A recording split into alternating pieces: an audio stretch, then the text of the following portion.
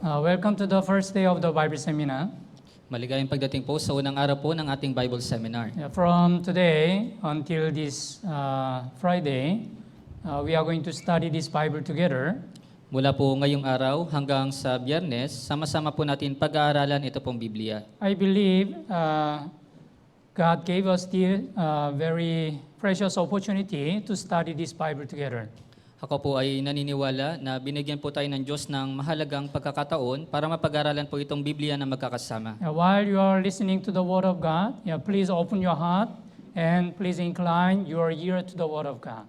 At habang nakikinig po kayo ng salita ng Diyos, pakiusap, buksan po ninyo yung inyong mga puso at ikilin niyo po yung inyong mga tenga sa salita po ng Diyos. Okay, before we start, let's all pray.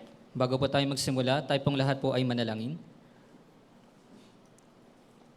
Holy and merciful our Heavenly Father God, who created the heavens and the earth, thank you so much for giving us this precious opportunity to listen to your word.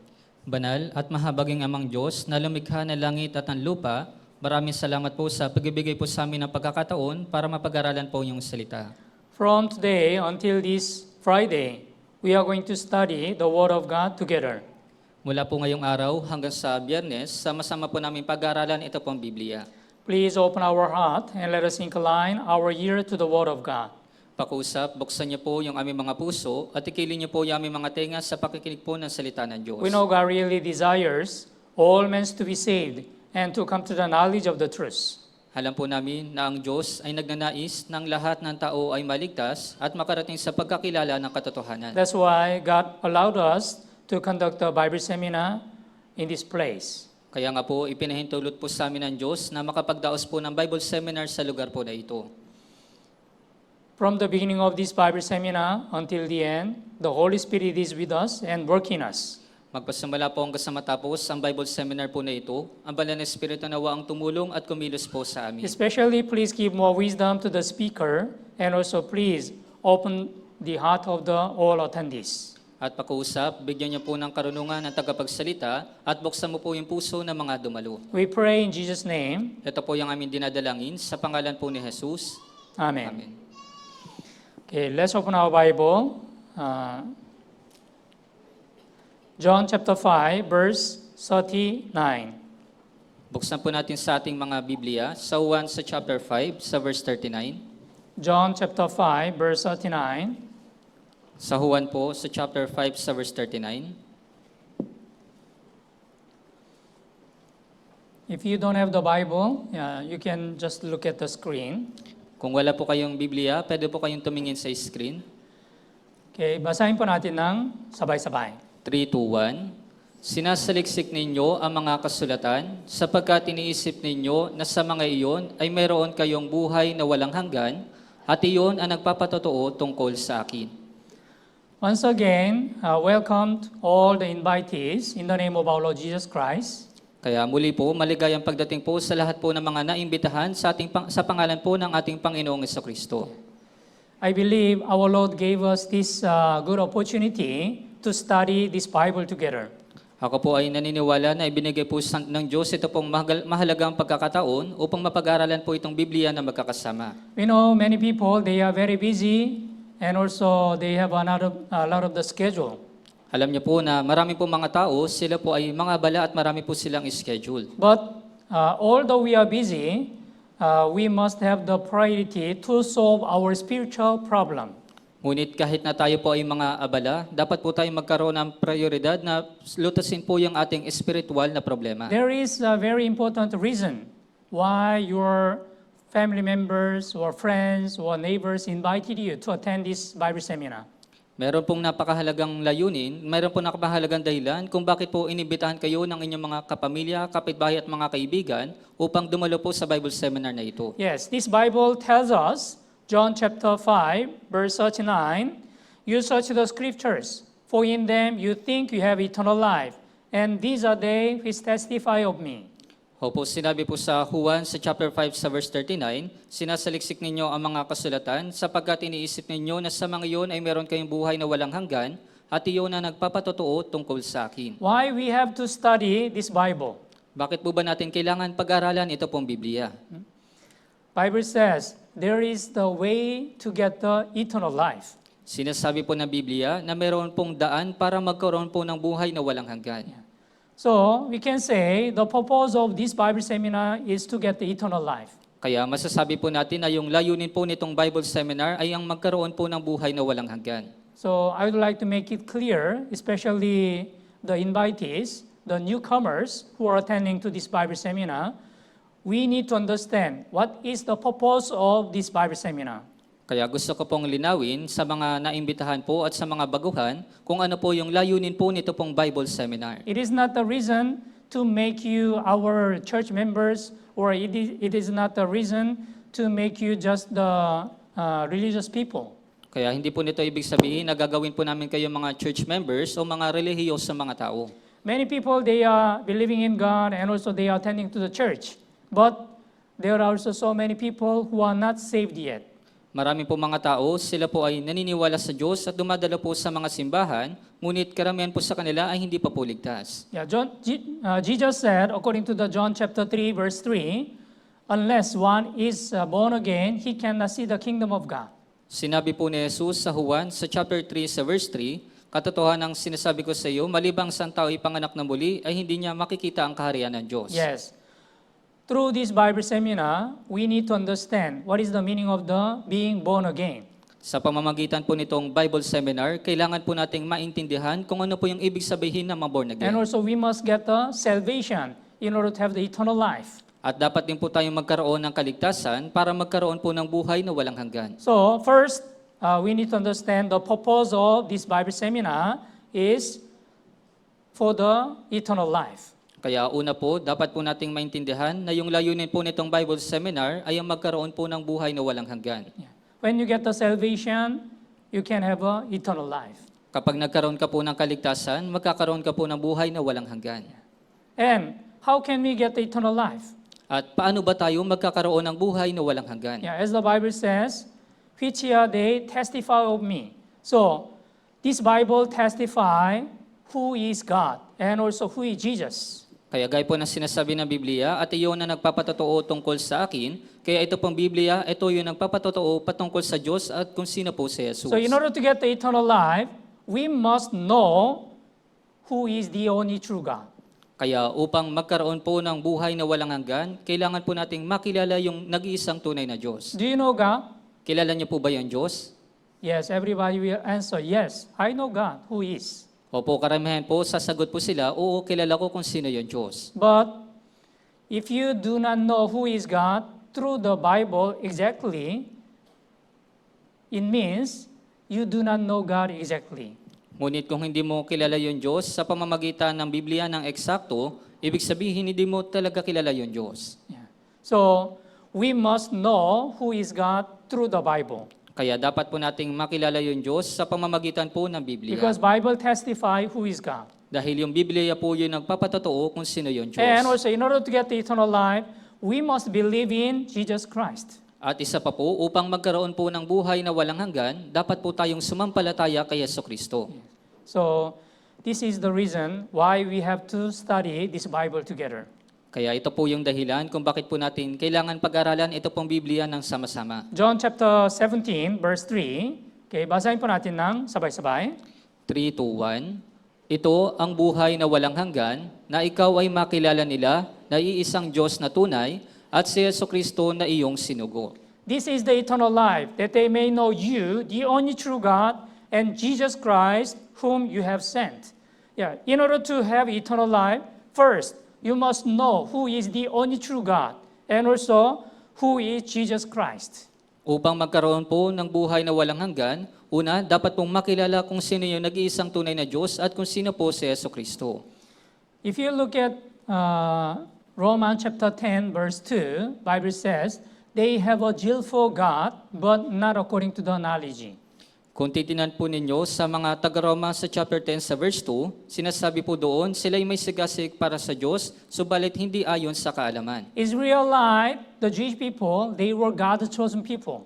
Yung mga Israelita, yung mga bayan po ng Israel, sila po'y bayang pinili ng Diyos. Yeah, they know who is God. Kaya kilala po nila kung sino po yung Diyos. And they have a zeal for God. At meron po silang sigasig para sa Diyos. But what the Bible says?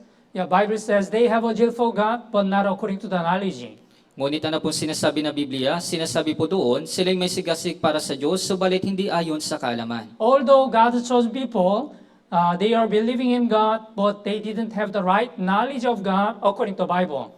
Kaya ayon po sa Biblia na kahit na sila po ay naniniwala sa Diyos, subalit hindi po ayon sa kaalaman sa Diyos. And Hosea chapter 4 verse 6 says, "My people are destroyed for lacks of knowledge." At sinabi po sa Hosea sa chapter 4 sa verse 6, ang aking bayan ay nawawasak dahil sa kakulangan sa kaalaman. Why Israelite they were destroyed? Because they didn't have the right knowledge of God. That's why they are destroyed. Kaya bakit po ba nawasak yung mga Israelita? Dahil wala po silang tamang kaalaman sa Diyos. Nowadays it is also same. Many people they are believing in God and also they are attending to the church, but their faith is not based on the truth, which is the Bible. Kaya parehas din naman po sa panahon natin ngayon, maraming tao po sila po ay dumadalo sa mga simbahan, ngunit yung kanila pong pananampalataya ay hindi nakabase sa katotohanan na siyang Biblia. Matthew chapter 7 verse 21 says, "Not everyone who says me, Lord, Lord, shall enter the kingdom of heaven." Sinasabi po sa Mateo chapter 7 sa verse 21, hindi lahat ng nagsasabi sa akin, Panginoon, Panginoon, ay papasok sa kaharian ng langit. Yeah, not everyone who says me, Lord, Lord, who will call Jesus as their Lord. Kaya sino po ba yung mga tatawag kay Jesus bilang kanilang Panginoon? Believers or unbelievers? Yung mga mananampalataya o hindi mananampalataya? The believers will call Jesus as their Lord. Kaya yung mga mananampalataya, sila po yung tatawag kay Jesus bilang kanilang Panginoon. But Bible says, not everyone who says me, Lord, Lord, will enter the kingdom of heaven. Ngunit sinasabi po ng Biblia na hindi lahat na nagsasabi sa akin, Panginoon, Panginoon, ay papasok sa kaharian ng langit. There might be a lot of the people who will go to the hell, although they are believing in God and also they are attending the church. Marahil po, marami po mga tao, sila po ay mapupunta doon po sa impyerno, kahit na sila po ay naniniwala sa Diyos at sila po ay nagsisimba. Why? Bakit po? Because they are not really saved. Dahil hindi po talaga sila mga ligtas. If you are not really saved, although you are attending to the church, you cannot enter heaven. Kaya kung hindi ka po talaga ligtas, kahit na dumadala ko sa simbahan, hindi ka po makakapunta dun sa langit. We must solve this problem through this Bible seminar. Dapat po nating malutas ito pong problema na ito sa pamamagitan nitong Bible Seminar. Isaiah chapter 55 verse 3. Sa Isaías po, chapter 55 sa verse 3, Okay, babasahin ko po. ang inyong tenga ay inyong ikiling at pumarito kayo sa akin, kayo'y makinig upang ang inyong kaluluwa ay mabuhay. Ako'y makikipagtipan sa inyo ng walang hanggan, ayon sa tapat na kahabagang ipinakita kay David. Incline your ear and come to me here, and your soul shall live. This is the promise of God. Ang inyong tenga ay inyong ikiling at pumarito kayo sa akin, kayo'y makinig upang ang inyong kaluluwa ay mabuhay. Ito po yung pangako ng Diyos. While you are listening to this Bible seminar, please open your heart and please incline your ear to the Word of God. Habang kayo po ay nakikinig dito po sa Bible Seminar, buksan niyo po yung inyong mga puso at ikiling niyo po yung inyong mga tenga sa salita ng Diyos. I can promise you, if you attend this Bible seminar from the first day until the last day, and if you listen to the Word of God very carefully, you shall be saved. Kaya ako po ay nangangako sa inyo na kung kayo po ay dadalo dito po sa Bible Seminar mula unang araw hanggang sa huling araw, at kung kayo po ay makikinig na mabuti, kayo po ay maliligtas. Yes, Bible says, your soul shall live, your dead soul shall live through the Word of God. Opo, sinasabi po ng Biblia, ang inyong kaluluwa ay mabubuhay, yung patay po ninyong kaluluwa ay mabubuhay. So what we should do, only we listen to the Word of God very carefully through this Bible seminar.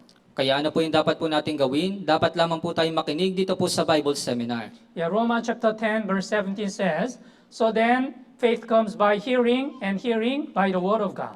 Sinasabi po sa Roma, chapter 10 sa verse 17, kaya't ang pananampalataya ay nagagaling sa pakikinig, at ang pakikinig ay sa pamamagitan ng salita ni Kristo. So from the first day of this Bible seminar until the last session, please listen to this Bible seminar very carefully, and then you will realize what is the real truth. Kaya mula pong unang araw hanggang sa huling araw po ng Bible Seminar, pakiusap makinig po kayo ng mabuti upang maunawaan po ninyo kung ano po yung tunay na katotohanan.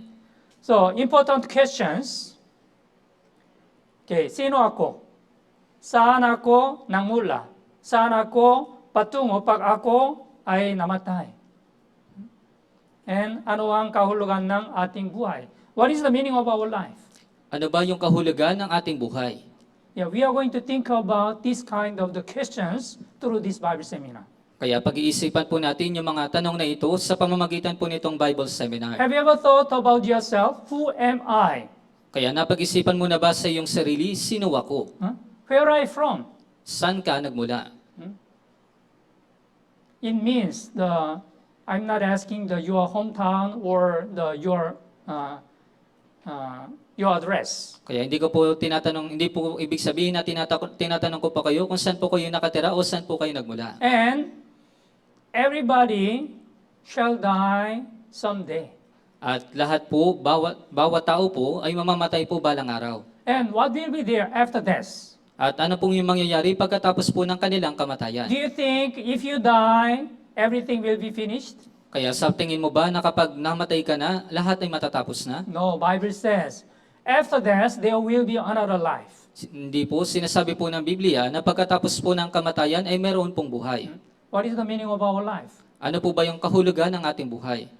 Yeah, you were born in this world and you experience a lot of the difficulties and also hardships. Kaya ikaw ay pinanganak dito sa mundo at nakakaranas ka ng maraming mga kahirapan. I think there might be more difficult things rather than the happy life. Kaya sa tingin ko po, mas marami po yung mga mahihirap na bagay kaysa po sa mga masayang buhay. Yeah. Look at the steps of our life. You were born, and then as a student, you need to study and exam. Kaya tingnan niyo po yung ating buhay, ikaw ay pinanganak at kinakailangan mo mag-aral at kinakailangan mo Yeah, mag-exam. after graduate, you will get a job, At pagkatapos mong gumraduate, kailangan mong kumuha ng trabaho. and later you will get married, At kalaunan, ikaw ay ikakasal. and you will also have a children. At magkakaroon ka din ng mga anak. Okay, you made a success in your life. At siguro marahil ay ikaw ay naging matagumpay sa iyong buhay. But after the senior citizen, you will retire. Ngunit pagkatapos ng senior citizen, magre-retiro ka na. So after that, what will be there? Kaya pagkatapos po ng kamatayan, ano po yung naroroon? Yeah, you are getting old. Someday you shall die. Ikaw po ay tumatanda, balang araw ikaw po ay mamamatay. And after that, what will be there after death? Kaya pagkatapos po nito, ano pong mangyayari pagkatapos ng kamatayan? Have you ever prepared what will happen for your future after death? Kaya napaghandaan mo na ba kung ano yung mangyayari sa hinaharap mo pagkatapos ng kamatayan? Most of the people, they are only focusing on their physical life, present life. Kaya karamihan po sa mga tao, nakatuon lamang po sila ng pansin sa kanilang pisikal na buhay sa kasalukuyang buhay. Usually, most of the people don't consider what will happen after death. Karamihan po sa mga tao, hindi po nila isinasaalang-alang kung ano po yung mangyayari pagkatapos ng But kamatayan. we should know death is not the end of our life. Ngunit dapat po nating malaman na yung kamatayan, hindi po ito yung katapusan ng ating buhay. There will be another life after death. That's why, through this Bible seminar, we must think about this problem. Kaya meron pong panibagong buhay pagkatapos po ng kamatayan, kailangan po natin pag-isipan itong problema na ito sa pamamagitan po nitong Bible Seminar. What is the purpose of our life? Ano ba yung layunin ng ating buhay? Human thought to eat and live well, Kaya sa pag-iisip po ng tao upang kumain at mabuhay na maayos, to be rich, para maging mayaman, to be famous, para maging sikat, or to be a good person, o kaya naman para maging mabuting tao, to enjoy your life, o kaya para magpakasaya sa iyong buhay, and to achieve your success. o kaya makamit yung tagumpay mo. Do you think is that your purpose of your life? Kaya sa palagay mo ba, iyan yung layunin ng buhay mo? No, that's not the real purpose of our life. Hindi po ito yung tunay na layunin ng ating buhay. Bible says, we came to this world to have an eternal life. Sinasabi po ng Biblia na tayo po ay naparito dito sa mundo upang magkaroon po ng buhay na walang hanggan. According to the Bible, our physical life just 70 or 80 years. Ayon po sa Biblia, yung physical po nating buhay ay nasa 70 taon o 80 taon But lamang. we were created according to God's image, which is the Spirit. And Spirit lives forever. Ngunit tayo po ay nilikha ayon po sa larawan ng Diyos na meron po tayong espiritu at yung espiritu po ay mabubuhay So magpakailanman. we must know which is much more important and the valuable between the physical things and the spiritual things. Kaya kailangan po nating malaman kung ano po yung mas mahalaga sa pagitan po ng physical at spiritual po na mga bagay. Yeah. What is the meaning of our life? Ano ba yung kahulugan ng ating buhay? Yeah. There is the very cute baby. Yeah, everybody when you are born like this baby, huh? No worries, looks happy. Kaya lahat po ng mga tao nung ipinanganak po kayo ay gaya po nitong baby na ito na wala pong alalahanin at mukha po siyang masaya. And childhood also, they are very happy. At maging sa pagkabata, sila rin po ay mas napakasaya. But as they are growing, they will enter the school and they have to study. Also, they should take an exam. Ngunit habang sila po ay tumatanda, kinakailangan po nila mag-aral at kinakailangan po nila mag-exam. Yeah. And after graduate, maybe you will have a boyfriend and girlfriend. Looks happy. At marahil pagkatapos mong gumraduate, ikaw ay merong boyfriend o girlfriend at mukha ka na masaya. And you will get married. At ikaw ay ikakasal. Yeah.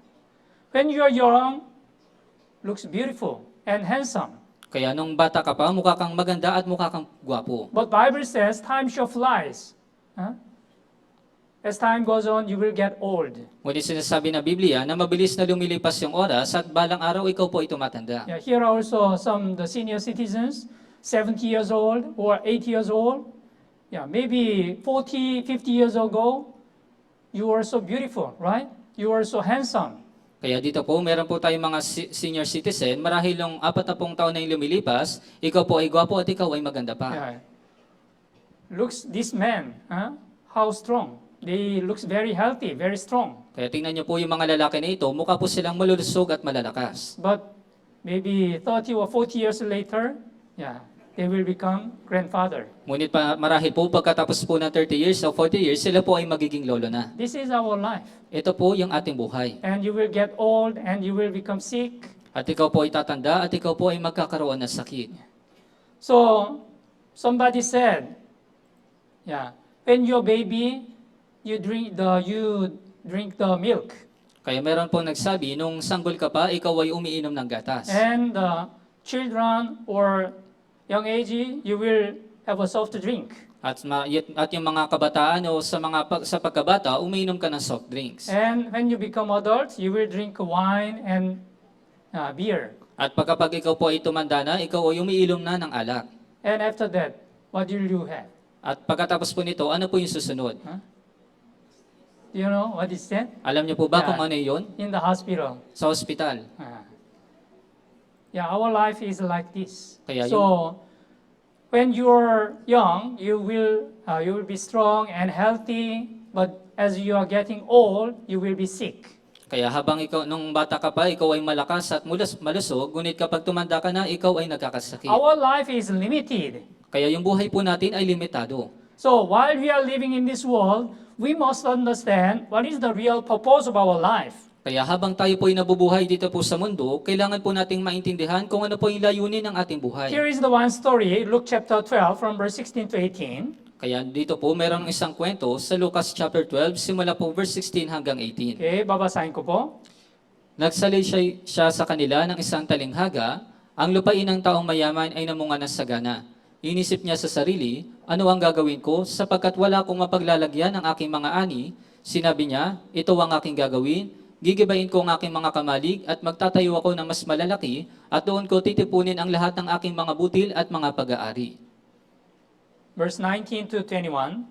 At sasabihin ko sa aking kaluluwa, kaluluwa, marami ka ng pag-aaring nakaimbak para sa maraming taon, magpahinga ka, kumain ka, uminom ka, magsaya ka. Subalit sinabi sa kanya ng Diyos, hangal, sa gabing ito ay kukunin ng iyong kaluluwa, at kanino kayang mapupunta ang mga bagay na inahanda mo?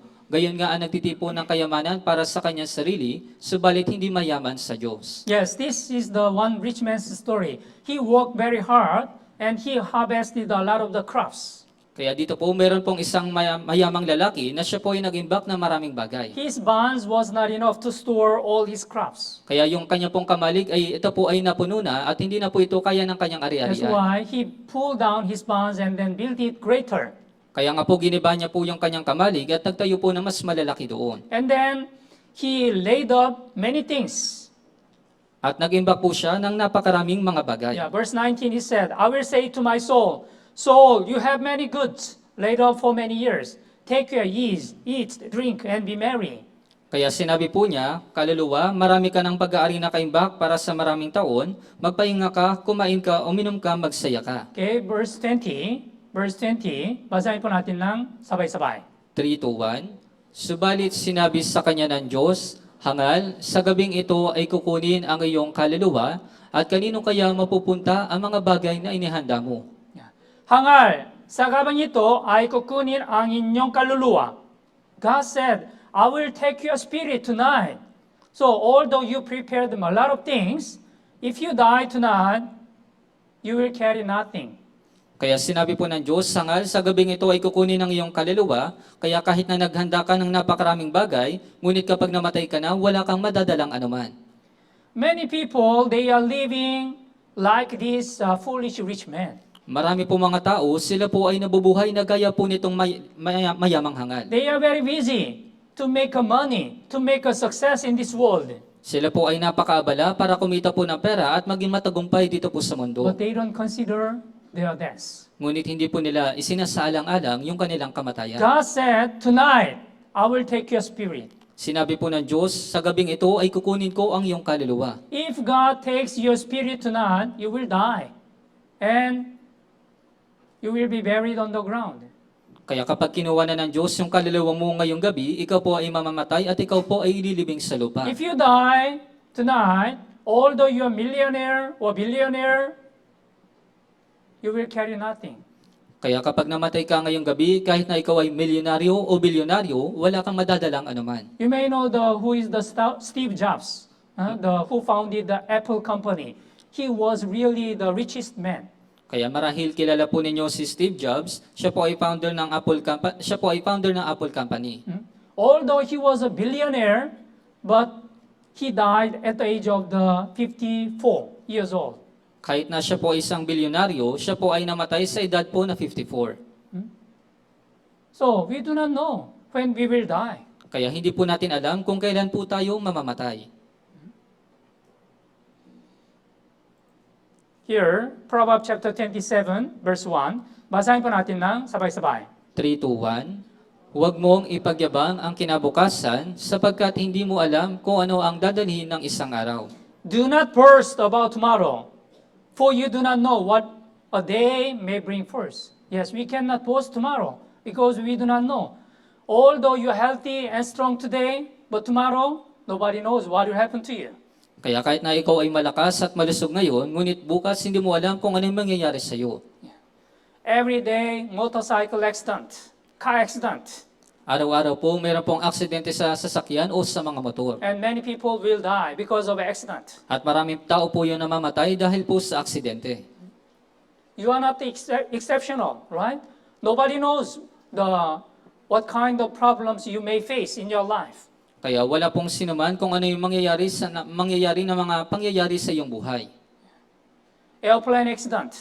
Kaya maging yung aksidente po sa eroplano. In Korea, I think around 2 months ago, there was the airplane accident nearby the Busan. So all passengers, almost all died. I think more than 150 passengers, they died because the airplane was crashed. Kaya doon po sa Korea, marahil 2 buwan na po yung lumilipas, nagkaroon din po ng aksidente sa eroplano doon po sa Busan at halos 150 po na mga pasahero sila po ay namatay. Most of the people, they enjoy. They wanted to travel the other country, and then while they are returning to Korea, accident happened suddenly, and then suddenly died. Kaya marami po mga tao, sila po ay naglalakbay sa ibang mga bansa at pagkabalik po nila sa Korea, bigla sila nagkaroon po ng aksidente at sila po ay namatay. James chapter 4, verse 14. Sa Santiago po, sa chapter 4 sa verse 14, Basahin po natin ng sabay-sabay. 3 to 1. Gayunman ay hindi ninyo nalalaman kung ano ang magaganap bukas, ano ba ang inyong buhay. Kayo nga'y isang singaw na sa sandaling panahon ay lumilitaw at pagkatapos ay naglalaho. Yeah.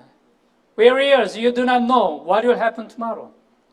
Yes, we do not know what will happen tomorrow. This is the problem. Opo, hindi po natin nalalaman kung ano po yung mangyayari bukas, ito po yung problema. For what is your life? Sometimes you looks very strong, you looks very healthy, and you looks very successful in your life, but nobody knows what will happen to you. Kaya minsan, kaya marahil mukha kang malakas, mukha kang malusog, ngunit wala pong sino man yung nakakaalam kung ano yung mangyayari sa iyo. I will show you one short video clip.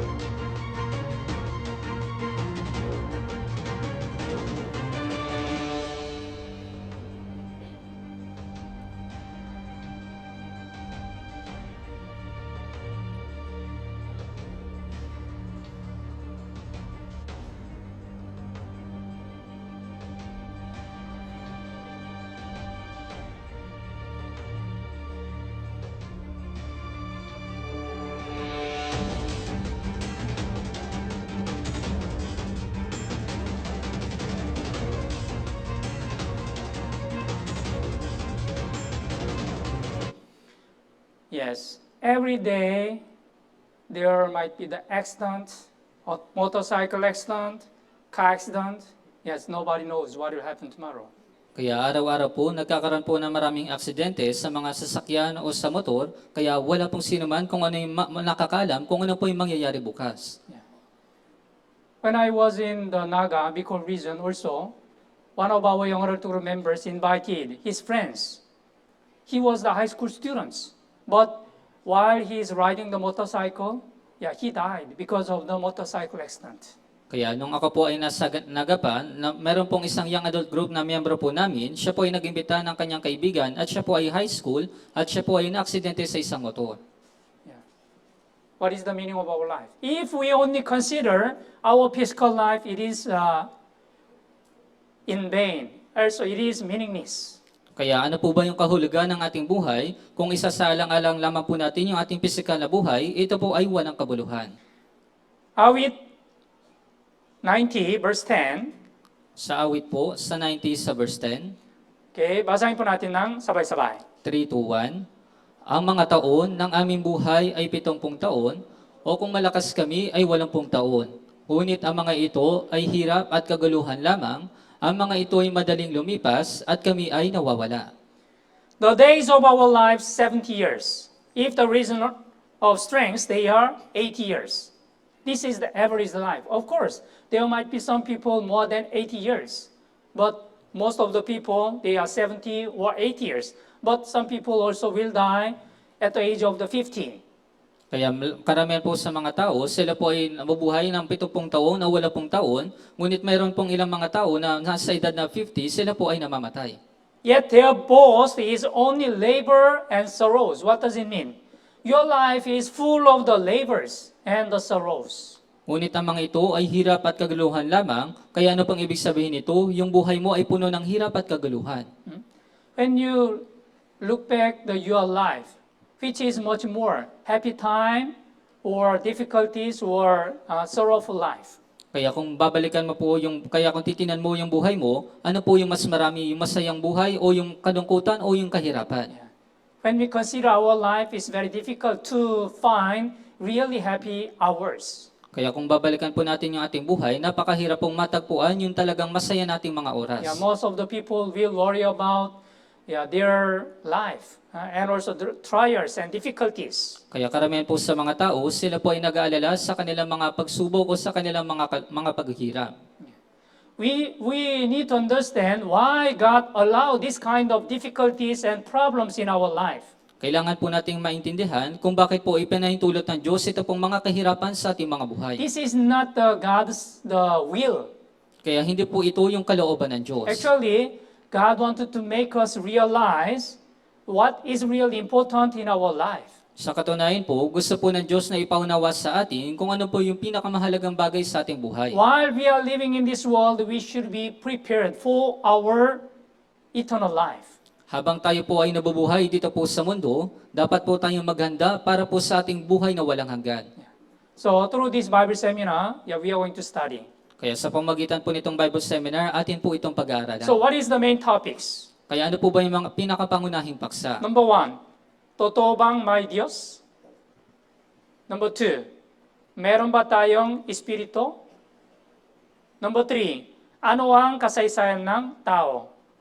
Number 4, ano ang makasalanan at kasalanan? Number 5, ano ang kaligtasan?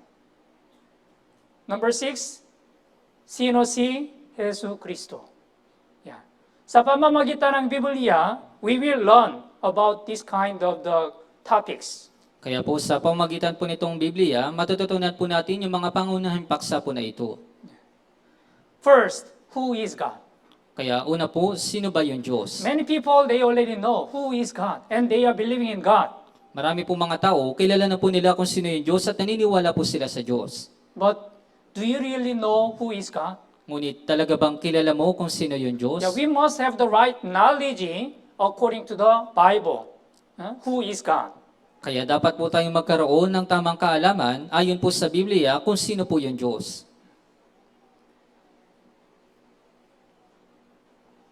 Bible says, God is, I am who, God says, I am who I am. Jehovah. Kaya sinasabi po ng Diyos, ako ay ako, ito po yung Jehovah. So, can you show me God? Kaya may papakita mo ba sa akin yung Diyos? Some people, they cannot believe God. Why? He cannot see God. Yung iba po mga tao, hindi po sila naniniwala sa Diyos dahil hindi nila nakikita yung Diyos. But why? Why can't we see God? Kaya bakit ba natin hindi nakikita yung Diyos? Number 1, God is spirit. Una po, ang Diyos ay Espiritu. Ang Diyos ay Espiritu. Yes, God is spirit. Spirit does not have the flesh. Spirit does not have the bone. Opo, ang Diyos po ay Espiritu. Yung Espiritu po, wala po itong laman at wala po itong buto. And number 2, God is holy. And we are sinner. At pangalawa po, ang Diyos po ay banal at tayo po ay makasalanan. Do you know, if the sinner look at the holy God, what will happen? He shall die. Kaya alam niyo po ba kung anong mangyayari kapag yung isang makasalanan ay nakita niya po yung Diyos, siya po ay mamamatay. And number 3, our eye is not perfect. At pangatlo po, yung ating po mga mata ay hindi perpekto. So, here, John chapter 4, verse 24 says, God is spirit. Yes, we should know God is spirit. God is not the visible existence with our physical eyes. Kaya dapat po nating malaman, ayon po sa 1 chapter 4, ang Diyos po ay Espiritu, kaya hindi po natin makikita yung Diyos sa pamamagitan ng ating mga mata. Spirit does not have the bone and does not have the flesh. Ang Espiritu po, wala po itong laman at wala po itong buto. God is spirit. That's why we cannot see God. Ang Diyos po ay Espiritu, kaya nga hindi po natin nakikita yung Diyos. And God is holy. At isa pa po, ang Diyos po ay banal. Unang Pedro chapter 1 verse 16, for I am holy. Be holy, for I am holy. Sa unang Pedro po, sa chapter 1 sa verse 16, kayo'y maging banal sapagkat ako ay banal. Yes, God is holy. So sinner cannot see holy God. Kaya ang Diyos po ay banal, kaya yung makasalanan, hindi niya po makikita yung Diyos. And 1 John chapter 1 verse 5, God is light. At sa unang Juan, sa chapter 1 sa verse 5, ang Diyos po ay liwanag. Yeah. God is the light. Kaya po yung Diyos po, siya po ay liwanag. 1 Timothy chapter 6 verse 15 to 16, yeah, no one, ang Diyos ay namumuhay sa hindi malapitang liwanag, unapproachable light, whom no one has seen or can see. Kaya po yung Diyos, siya po ay namumuhay sa hindi malapitang liwanag. If you look at Exodus chapter 33, Moses asked the God, God, please show me your glory. Kaya kung titingnan po ninyo sa Exodus sa chapter 33, hiniling po ni Moises sa Diyos, O Diyos, ipakita mo sa akin ang iyong kaluwalhatian. And God said, "You cannot see my face, for no one may see me and live." At sumugot po yung Diyos, hindi mo maaring makita ang aking muka, sapagkat hindi ako maaring makita ng tao at siya ay mabubuhay. In Korea, there are some people who have a testimony. They already saw God. Kaya doon po sa Korea, maraming tao po yung nagpapatotoo na nakita na po nila yung Diyos. Is that true? Kaya totoo po ba yun? No. Bible says, "You cannot see my face, for no one may see me and live. If you see God, you shall die." Kaya sinasabi po, hindi mo maaring makita ang aking muka, sapagkat hindi ako maaring makita ng tao at siya ay mabubuhay. And our eye is not perfect. At yung ating pong mga mata ay hindi perpekto. Yeah, look at here, A and B, which looks longer. Kaya tingnan po ninyo ito, yung A at yung B, alin po yung mas mahaba? A or B? Yung A po ba o yung B? Alin ay mas mahaba? A looks longer than B, right? Kaya yung A po ay mukha pong mas mahaba kaysa dun sa B. But if you measure actual size, actually parehas. Kaya, It's the same. kaya kung susukatin niyo po yung actual po nito na sukat, ito po ay parehas Yeah, lamang. we call this optical illusion. Kaya tinatawag po natin itong optical illusion. Our eye is not perfect. Yung ating pong mga mata ay hindi perpekto. Here, A and B, the background color looks different, right? Kaya dito po yung A at yung B, yung background na kulay po nila, at mukha po itong magkaiba. A looks darker than that B. Kaya yung A po, mukha po itong mas madilim kaysa po dun sa B. Is it different or same? Kaya parehas lamang po ba ito o magkaiba? Yeah, let's check it. So, what do you think? A, parehas. B, parehas. Actually, it is the same color. Kaya sa katayan po, ito po ay magkaparehas lamang na kulay. But it looks different color. We call this optical illusion. Kaya mukha po itong magkaiba yung kulay, tinatawag po natin itong optical illusion. Yeah, our eyes not perfect. Yung ating pong mga mata ay hindi perpekto. Yeah, our eyes not perfect. And then how can we see God with our perfect eyes? Kaya yung ating pong mga mata ay hindi perpekto, kaya paano natin makikita yung Diyos sa pamamagitan ng ating mata? According to the scientists, this world consists of the visible things and invisible things.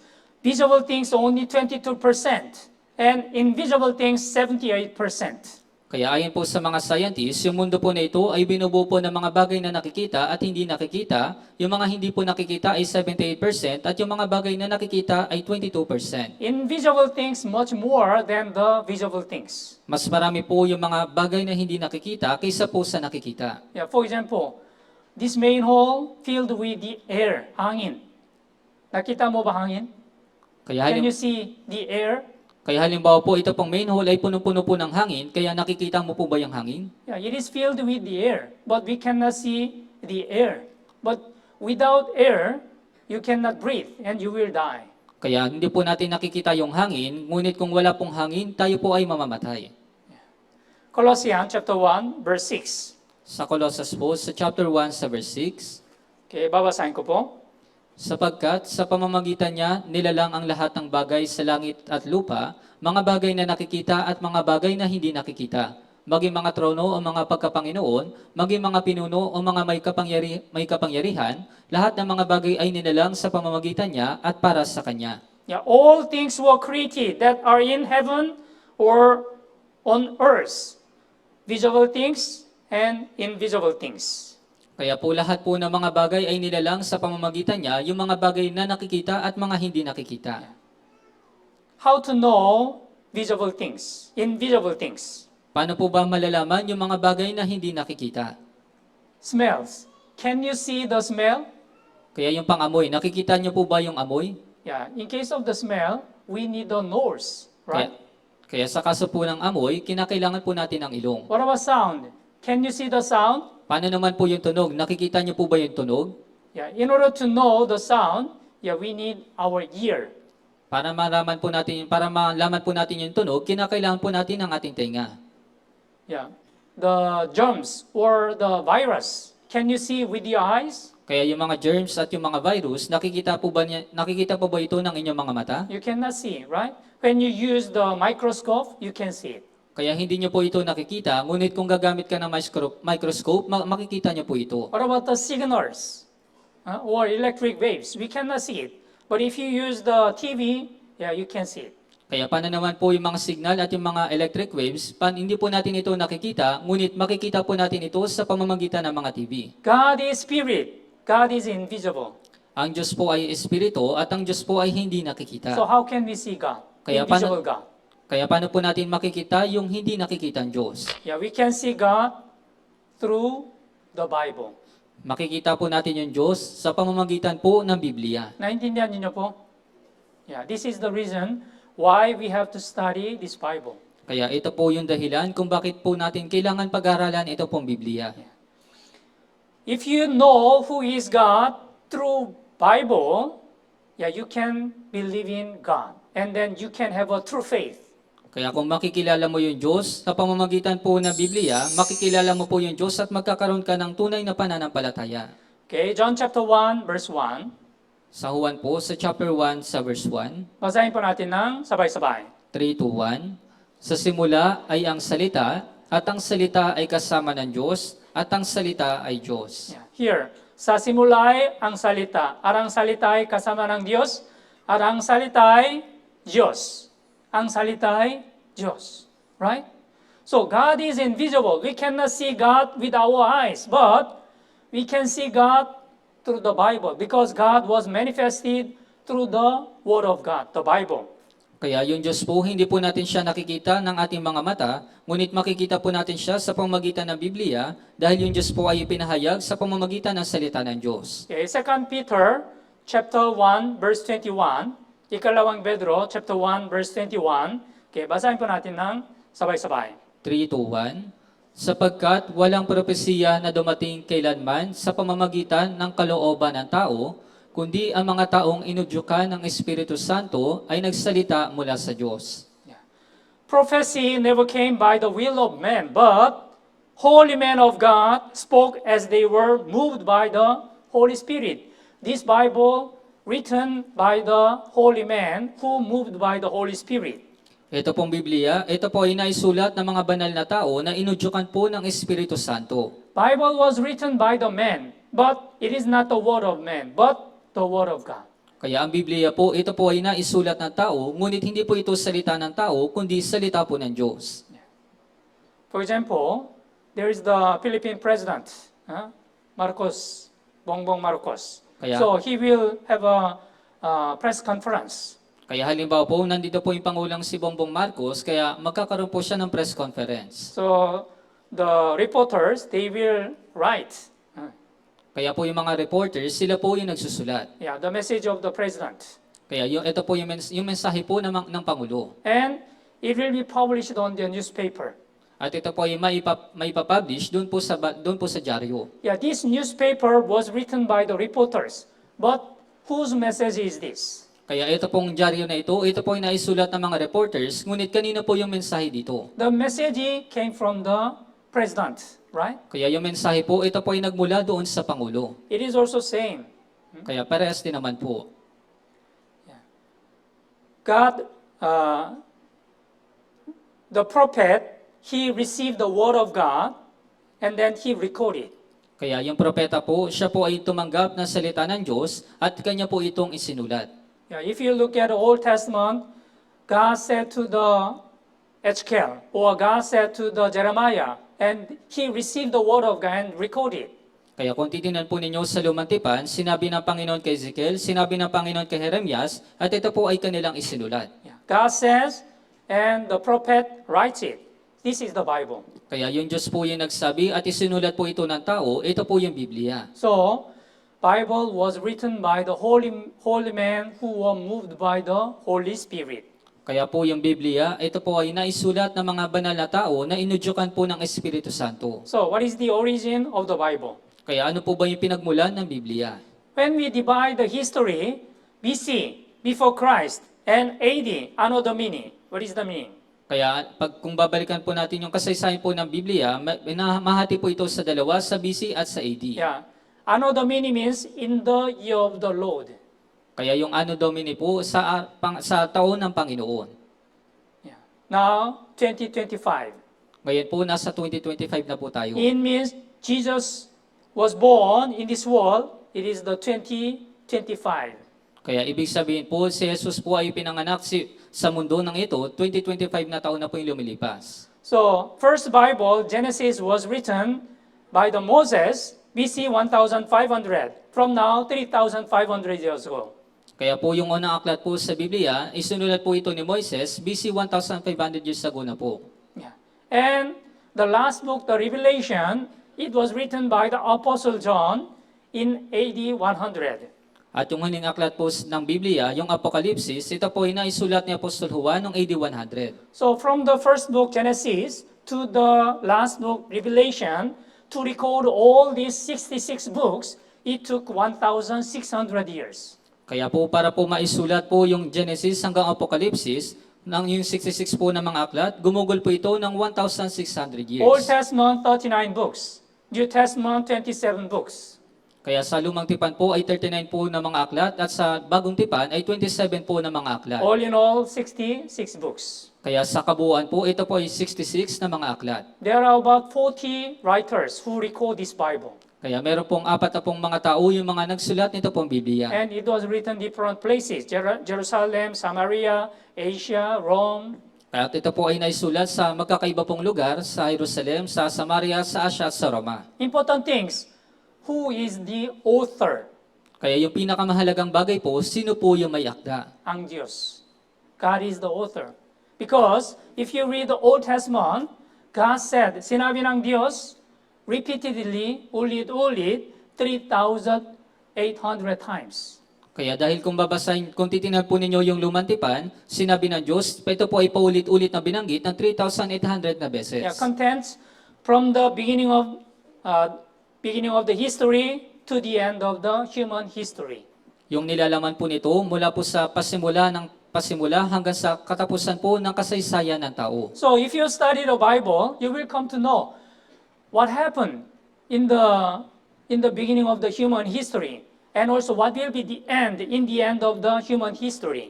Kaya kung pag-aaralan po ninyo yung Biblia, malalaman po ninyo kung ano po yung nangyari sa pasimula ng kasaysayan ng tao at kung ano yung mangyayari sa katapusan ng kasaysayan ng tao. In 1947, nearby the Dead Sea in Israel, the Qumran cave nearby the Dead Sea, there was the Qumran cave. This is the picture of the Qumran cave. Kaya noong 1947, doon po sa Dead Sea, doon po sa Qumran Cave, naroon po yung Qumran Cave. And this Dead Scroll was found in the Qumran cave. At yung Dead Sea Scroll po, ito po ay natagpuan doon po sa Qumran Cave. And it was written around 2,200 years ago. At ito po ay naisulat 2,200 years ago na po. So biblical scholars, they compared Dead Sea Scrolls and then present Bible. Is it different or same? Kaya yung mga biblical scholar, ikinumpara po nila kung yung Dead Sea Scroll at yung kasalukuyang Biblia, kung ito po ba ay magkaparehas o magkaiba. And they come to know there's no difference. Bible was not changed. At nalaman po nila na wala pong anumang pagkakaiba, yung Biblia po ay hindi na bago. Okay, look at this biblically.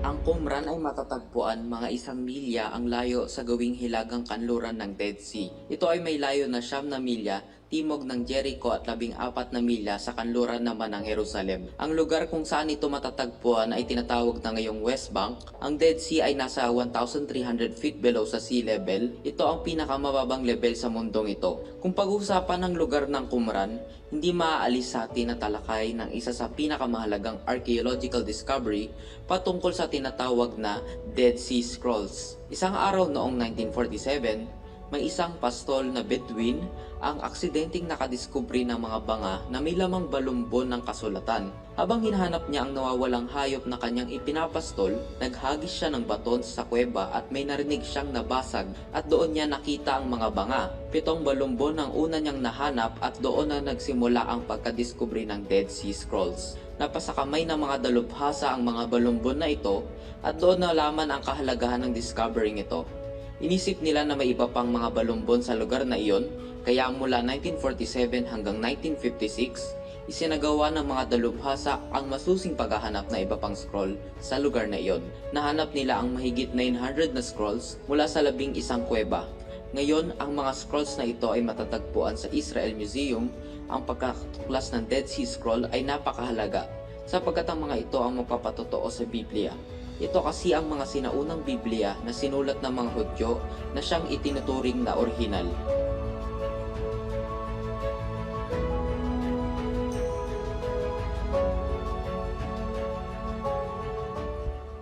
Ang pagkakadiscover ng Dead Sea Scroll ang siyang tumapos sa lahat ng duda tungkol sa Biblia.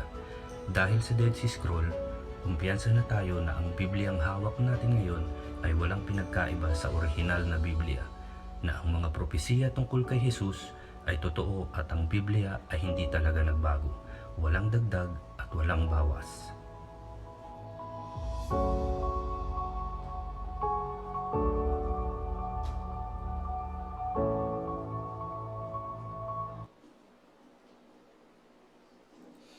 Through this Dead Sea Scroll, we can understand the Bible. The content of the Bible was not changed. Kaya po sa pamamagitan po nito pong Dead Sea Scroll, malalaman po natin na yung nilalaman po na Biblia ay hindi nagbago. So if you read the Revelation chapter 22 in the last book, in the last page of the Bible, if someone add something on the Bible, God will add him the disaster. And if someone remove some part of the Bible, God will remove his name from the book of life. Kaya kung tingnan po ninyo sa Apocalypse sa chapter 22, yung huling pahina po sa Biblia, sinabi po doon na kung sino man yung magdagdag ng mga bagay dun po sa Biblia, idaragdag sa kanya ng Diyos yung mga salot, at kung sino man po yung mag-alis ng salita dun po sa Biblia, aalisin po ng Diyos yung kanyang pangalan sa punong kahoy na buhay. Yeah, this is the warning. So no one can change the contents of the Bible. Kaya ito po ay isang babala, wala po sino man yung pwedeng magbago ng nilalaman ng Biblia. And through the Dead Sea Scrolls, we can believe the contents of the Bible was not changed. At sa pamamagitan po ng Dead Sea Scroll, maniniwala po tayo na yung nilalaman po ng Biblia ay hindi nabago. Deuteronomy chapter 18, verse 21, how can we believe the Bible? Kaya sa Deuteronomy po, sa chapter 18 sa verse 21, paano tayo maniniwala sa Biblia? Yeah, Deuteronomy chapter 18, verse 21, babasahin ko po. At iyong sasabihin sa iyong puso, paano namin malalaman ang salita na hindi sinabi ng Diyos? How can we know the word which the Lord has not spoken? Paano namin malalaman ang salita na hindi sinabi ng Diyos? Yeah, verse 22. Okay, basahin po natin ng sabay-sabay. 3, 2, 1. Kapag ang isang propeta ay nagsasalita sa pangalan ng Panginoon, kung ang bagay na sinabi niya ay hindi naganap ni nagkatotoo, ang salitang iyon ay hindi sinabi ng Panginoon. Ang propetang iyon ay nagsalitang ng may kapangahasan, huwag mo siyang katatakutan. Yeah. If a prophet proclaims in the name of the Lord does not take place or come true, that is not the message has not spoken. Yeah, it means if the prophet says, but it is not happen or it is not come true, that is not the message of God. Kaya ibig sabihin po nito, kapag yung sinabi po ng propeta ay hindi po naganap o nagkatotoo, hindi po yun mensahe ng Diyos. So what does it mean? Is the Bible really God's word? How can we believe? Kaya ano pong ibig sabihin nito? Yung Biblia ba ay talagang salita ng Diyos? Paano tayo maniniwala? Number one, if it is really God's word, there is the evidence. Una po, kung talagang ito po ay salita ng Diyos, dapat po ay mayroong ebidensya. There are a lot of the scientific evidences, historical evidences, archaeological evidences. Napakarami po mga scientific, historical at archaeological na mga ebidensya. Yeah, if we have much time, maybe we can study scientific, historical, archaeological evidences more than 1 week.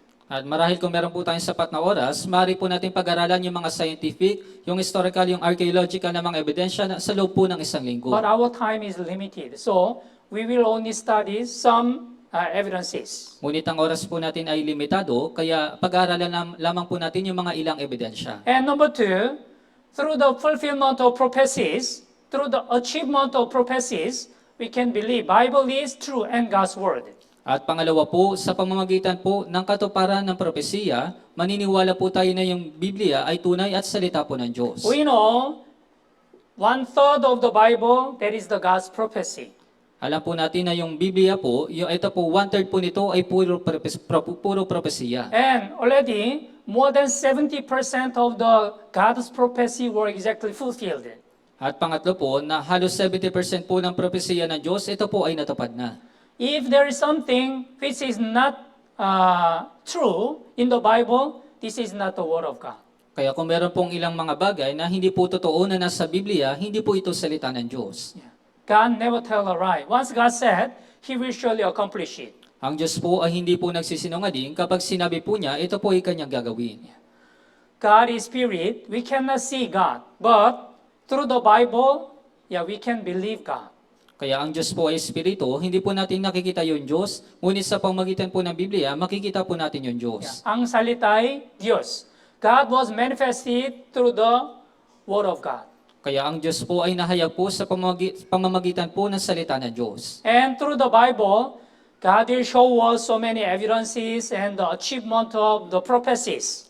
At sa pamamagitan po ng Biblia, ipapakita po sa atin ng Diyos yung maraming ebidensya at ng mga katuparan ng propesiya. So when we study these evidences and also achievement of prophecies, we can believe Bible is really true, totoo. And Bible is, ang Biblia ay ang salita ng Diyos. Kaya kung pag-aaralan po natin ito pong mga ebidensya at ng katuparan ng mga propesiya, maniniwala po tayo na yung Biblia ay totoo at salita ng Diyos. If you really believe Bible is really true, and you can believe Bible is really God's Word.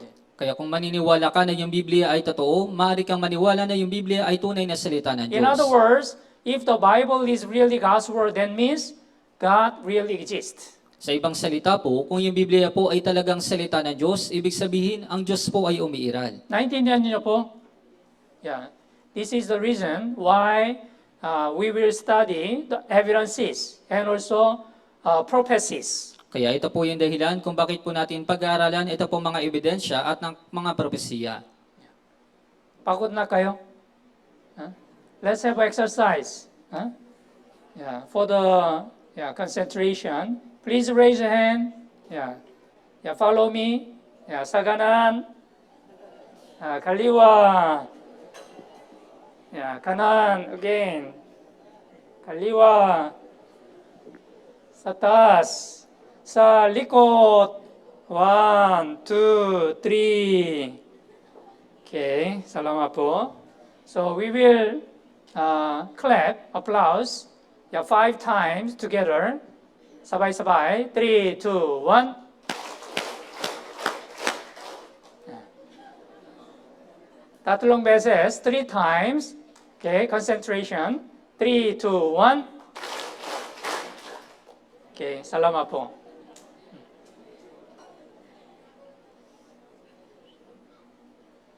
Who is God? Kaya sino po ba yung Diyos? So through the creation and through the history and through the spiritual things, we can understand who is God.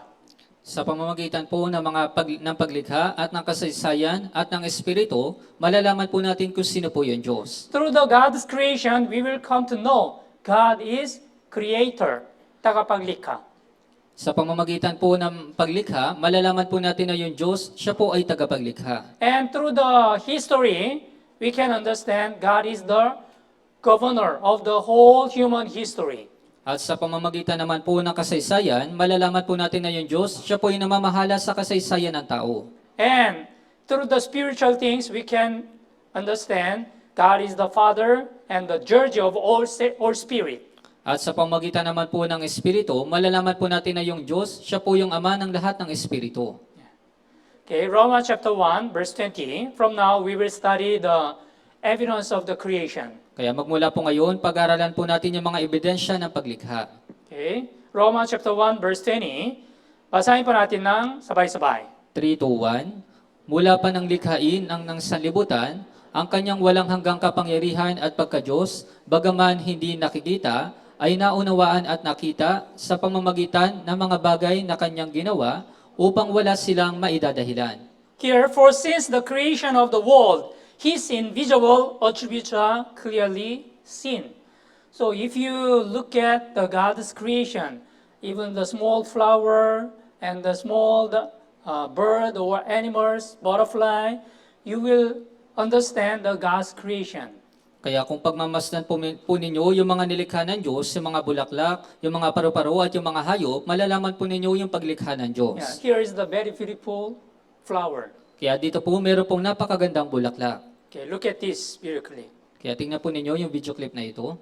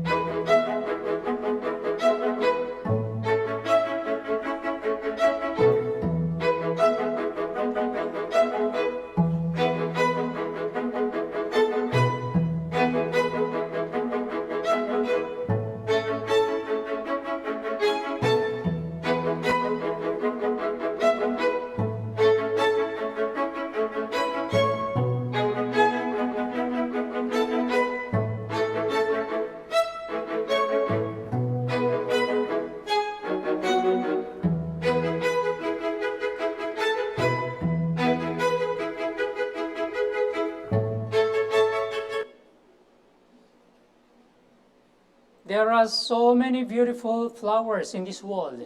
Kaya mayroon pong napakaraming mga magagandang bulaklak dito po sa mundo. Why God created this kind of so many different kinds of the flowers in this world?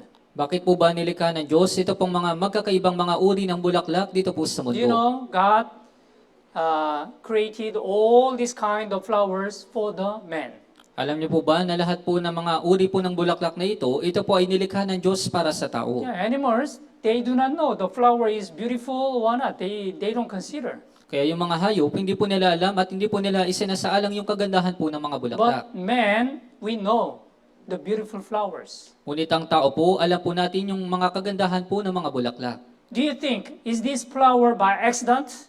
Kaya ano po sa palagay ninyo, aksidente lamang ba na nagkaroon ng Yeah, it bulaklak? happened by accident? Kaya ito po ba ay nangyari lamang na aksidente? No, Bible says God created according to its kind. Hindi po. Sinasabi po ng Biblia na nilikha po ito ng Diyos ayon sa kanilang Yeah, that uri. is the content of the Genesis chapter 1, God's creation. Kaya iyon po yung nilalaman ng Biblia ng Genesis sa chapter 1. Even the scientists, they cannot explain exactly how the small seed, when the small seed planted on the ground, it will be sprout and it will become the beautiful flower. Kaya maging yung mga scientists po, hindi po nila maipaliwanag kung paano po yung maliit na binhi, kapag ito po ay naitanim sa lupa, ito po ay namumunga at lumalago. Yeah, sometimes when you plant a small, very small seed on the ground, you do not know what kind of the color of this flower, yellow or red, we do not know, right? But when you plant it, some seed will become the red flower. Some seed will become the yellow flower. Opo, kapag nagtanim po tayo ng binhi doon po sa lupa, hindi po natin alam kung ano po yung magiging kulay nito, kung kulay pula ba o kulay dilaw. Yung iba po, ito po ay nagiging kulay dilaw na bulaklak at yung iba naman ay kulay pula na bulaklak. Yes. So when we look at God's creation, we shall be amazed. Why? Human cannot make like this. Kaya kung pagmamasdan po natin yung paglikha po ng Diyos, tayo po ay mamamangha dahil yung Diyos po yung gumawa nito. This is not a man's wisdom. Kaya hindi po ito karunungan ng tao. Yeah. This is the God's wisdom. Ito po ay karunungan po ng Diyos. Yeah, sunflower looks like a bird. Kaya yung ibang mga bulaklak, mukha po itong mga ibon. Mukhang ibon. Sunflowers looks like ducks. At yung iba naman po mga bulaklak, mukha po itong pato. Yeah, what about ito? Unggoy? Yeah, looks monkey. At mukha naman po itong unggoy. Yeah, there are various kind of the flowers. Kaya meron pong iba't ibang uri ng mga bulaklak. So it's amazing. This is God's creation. Kaya ito po ay nakakamangha, ito po yung paglikha ng Job Diyos. chapter 12, verse 7 and 8. Sa Job po, sa chapter 12, sa verse 7 hanggang 8, Basahin po natin ng sabay-sabay. 3 to 1. Ngunit ngayon tanongin mo ang mga hayop at tuturuan kanila, ang mga ibon sa himpapawid at kanilang sasabihin sa lupa, o ang mga isda sa dagat ay magpahayag sa iyo. Yeah. But now, as the beast, they will teach you, and the bird of the air, and they will tell you. Or speak to the earth, and they will teach you, and the fish of the sea will explain to you. What? Everything is created by God. Kaya ano po yung ipapaliwanag nila? Lahat po ng mga bagay ay nilikha ng Diyos. Genesis chapter 1, verse 1. I think already many knows what is the verse, right? In the beginning, God created the heavens and the earth. Kaya sa Genesis po sa chapter 1 sa verse 1, marahil po karamihan po ay nalalaman kung ano po yung talata na ito, nang pasimula nilikha ng Diyos ang langit at ang lupa. Yeah. This is the very first Bible verse. Yeah, why God says this verse in the Genesis chapter 1, verse 1.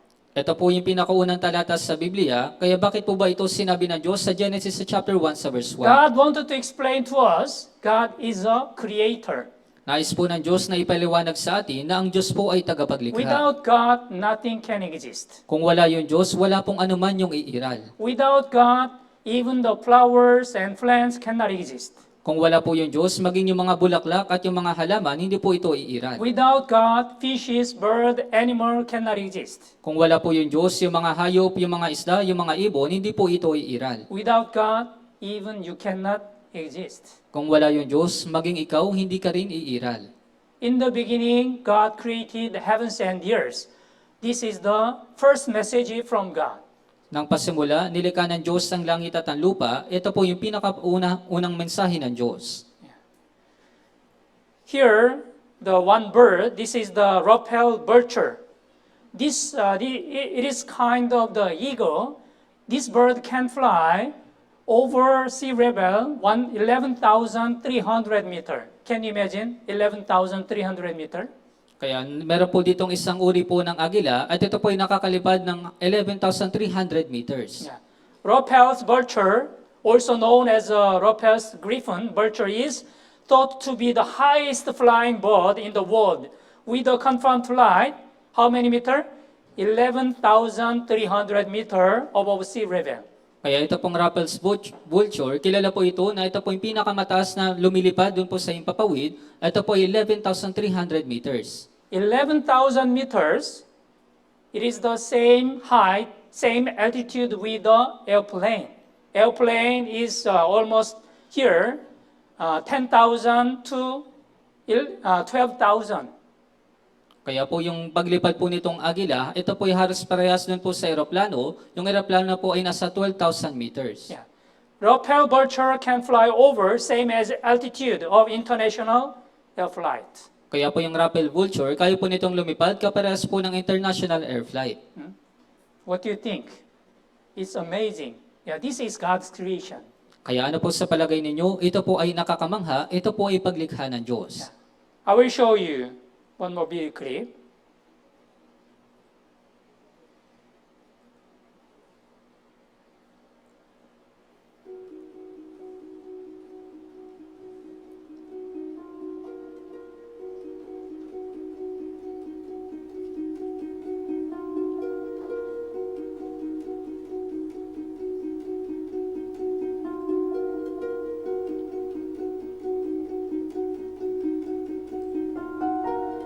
how beautiful God's creation is. Kaya gaano ba kaganda yung mga nilikha po ng Diyos.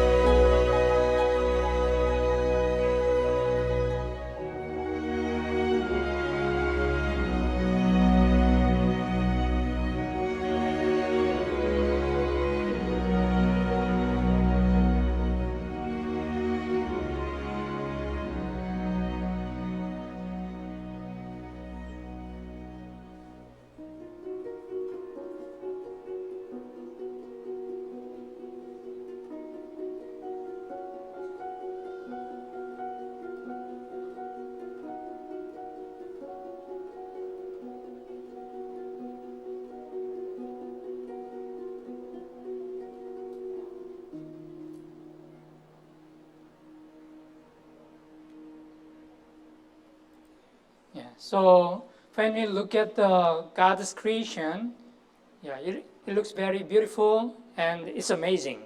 Kaya po kung pagmamasdan po natin yung paglikha ng Diyos, ito po ay nakakamangha at ito po ay napakaganda. Whose skill is this? Kaya kanino itong abilidad? Child or adult? Kaya sa bata ba o sa matanda? Child, maybe elementary or preschool. Mara- The child. Marahil sa elementary po o sa preschool. What about this picture? At paano naman po yung litrato po na ito? Yeah, we know it is drawn by the adult. Hanap po natin na ito po ay drawing po ng matanda. Yeah, when we look at, yeah, we can distinguish it. Kaya kapag pagmamasdan po natin ito, makikilala po natin ito. When we study the Bible, we can also distinguish, yeah, through the evidence, if it is the really God's word or not.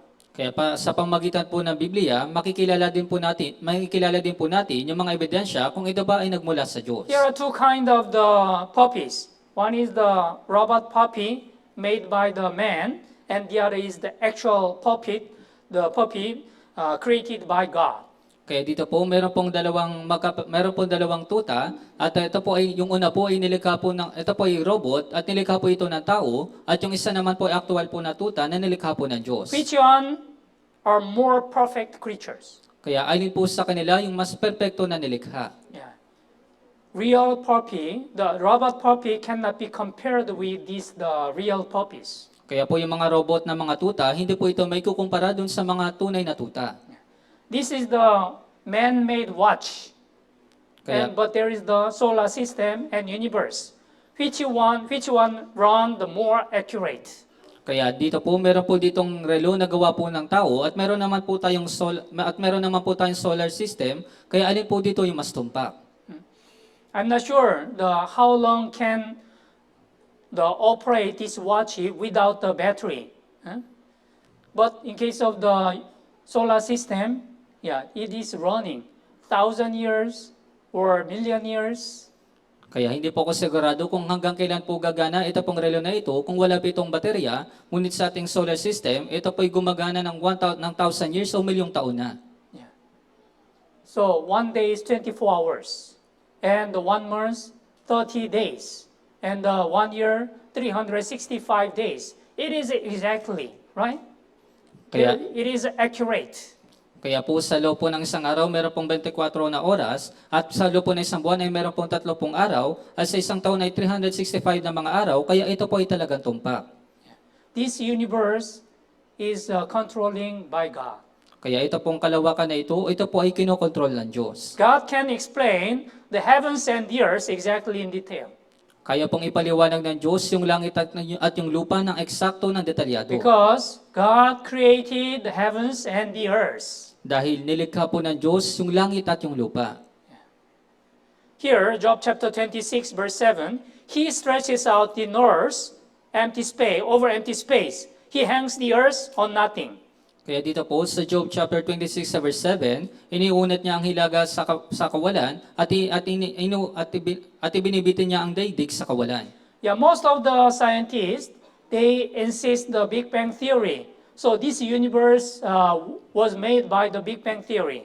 Kaya karamihan po sa mga scientists, sila po ay naniniwala sa Big Bang Theory, kaya yung mundo po yung kalawakan po ay nalikas sa pamamagitan ng Big Bang Theory. But from now, 3,500 years ago, in the Job chapter 26, in the northern sky, there is empty space. Ngunit 2,600 years ago na po yung lumilipas, ayon po sa Job chapter 26, inuunat niya ang hilaga sa ibabaw ng walang laman. Yeah, human thought, no empty space, Kaya sa kaisipan po ng tao, ito po ay walang laman. according to Big Bang. Ayon po dun sa Big Bang. But Bible says, empty space. Ngunit sinasabi po ng Biblia na ito po ay walang laman. Yeah, this is the Big Bang Theory. One day, there was the Big Bang, and then the stars scattered all the universe. Kaya ito po yung kwento po ng Big Bang Theory na isang araw nagkaroon po ng Big Bang Theory at yung mga bituin po ito po ay kumalat. Yeah, when we look at the sky, it looks like there is no any vacant space because it is filled with so many stars. Kaya kung titingnan po natin yung kalawakan, mukha po itong wala pong anumang bakante dahil punong-puno po ito ng mga bituin. But through the telescope, the people, they found there is the vast hole, vast space hole. Ngunit dito po napag-alaman po ng mga tao sa pamagitan po ng telescope, nakita po nila yung isang malaking walang laman. Yeah, it was found in 1981. In northern sky, there is the big empty space. Kaya natagpuan po nila ito noong 1981, doon po sa Hilaga, mayroon pong isang walang laman. About the 1% of the observable universe is empty space. Kaya halos nasa 1% po ng universe, ito po yung nilalaman po, yung meron po doong walang laman. It was proved by the scientists in 1981. But when the Bible, the record, 3,500 years ago, right in the Job. Kaya ito po inatagpuan ng mga scientists noong 1981, ngunit ito po inaisulat sa Biblia 3,500 years ago doon po sa aklat ni Job. Isaiah chapter 45, verse 18. Basahin po natin ng sabay-sabay. 3:1 Sapagkat ganito ang sabi ng Panginoon na lumikha ng langit, siya ay Diyos na nag-anyo ng lupa at gumawa niyon, na kanyang itinatag, hindi niya ito nilikha na sira, ito ay kanyang inanyuan upang tirhan, ako ang Panginoon at wala nang iba. Who created the Lord, who created the heavens, who is God, who formed the earth and made it, who has established it, who did not create it in vain, who formed it to be inhabited. Ito ay kanyang inayuan upang tirahan, to be inhabited. What does it mean? According to the scientists, when 200,000 kind of the conditions are satisfied, living creatures can be survived on the earth. Kaya ayon po sa mga scientists, kapag natugunan po yung 200,000 na mga kondisyon, lahat po ng mga nilalang sa lupa ay mabubuhay. Do you think, is it by accident to be satisfied the 200,000 kind of the conditions by accident? Kaya sa tingin niyo po ba, ito po ba ay aksidente lamang na yung matugunan po yung 200,000 na mga kondisyon? No, it is created by God. Hindi po, ito po ay nilikha po ng Diyos. According to scientists, from the sun to the earth, it is exactly 150 million kilometers. Kaya ayon po sa mga scientists, mula po sa araw hanggang sa ating mundo, ito po ay 150 million kilometers na eksakto. And the earth is rotating on the life zone. Yeah. So if the earth closer to the sun, it will be too hot. it is too far from the sun, it will be too cold. So living creatures cannot exist on the earth. Kaya ayon po sa mga scientists, yung ating pong mundo, ito po yung umiikot sa life zone. Kung ito po ilalapit sa araw, magiging napakainit. At kung lalayo naman po ito sa araw, ito po yung napakalamig. But the earth is keeping exact distance, 150 million kilometers. Ngunit yung mundo po, napapanatili po nito yung kanyang eksakto na distansya ng 150 million kilometers. In addition, for example, when we compare ourselves, we have a house, clothes, and food, right? Kaya halimbawa po, sa atin po, meron po tayong bahay, meron tayong damit, at meron tayong pagkain. House, like the earth. Kaya yung bahay po ay kagaya po ng mundo. The cloth, do you know the cloth of the earth? Kaya alam niyo po ba yung damit ng mundo? Human thought on the earth, the cloth no need. Kaya sa pag-iisip po ng tao, yung kasuotan po nito, hindi po nito kinakailangan. The Bible says need a special cloth. Ngunit sinasabi po ng Biblia, kinakailangan po nito ng special po na kasuotan. This is the space suit. It consists of the 3 layers of the special textures. Kaya dito po meron pong space suit at ito po binubuo po ito ng 3 layer. The function of the space suit to keep the air inside the space suit. Kaya po yung function po nito, upang mapanatili po yung hangin sa loob po ng space suit. And to protect the human from the ultraviolet rays. At upang maprotekta po nito yung tao mula po dun sa ultraviolet rays. And number 3, to preserve human bodies, the heat, the temperature. At pangatlo po, upang maingatan po yung init po ng katawan ng tao. So in case of the space suit, it is very special suit. Kaya po sa kaso po ng space suit, ito po ay natatangi na nakasuotan. Like this, Job chapter 38, verse 9, babasahin ko po. Nang gawin ko ang mga ulap na bihisa niyon at ang malalim na kadiliman na pinakabalot niyon. When I made the cloud its garments, and the thick darkness with swaddling band. Kaya sinabi po nang gawin ko yun, kanyang binisa ng damit niyon. Cloud, blue sky, this is garment. Kaya po yung ulap, ito po yung asul na ulap, at ito po yung kasuotan. And next, thick darkness, black sky, it's like a swaddling band. At pangalawa, at sumunod naman po yung ito po yung makapal na kadiliman, yung makapal na ulap. So, Isaiah chapter 40, verse 22, basahin po natin ng sabay-sabay. 3, 2, 1. Siya ang nakaupo sa balantok ng lupa, at ang mga naninirahan doon ay parang mga balang. Siyang naglaladlad ng langit na parang tabing, at inilaladlad ang mga iyon na parang tolda upang tirahan. God said He stretches out the heavens like a canopy and spread them out like a tent to live in. Kaya sinabi po kanya. So here, atmosphere within 10 kilometers from the earth, this is the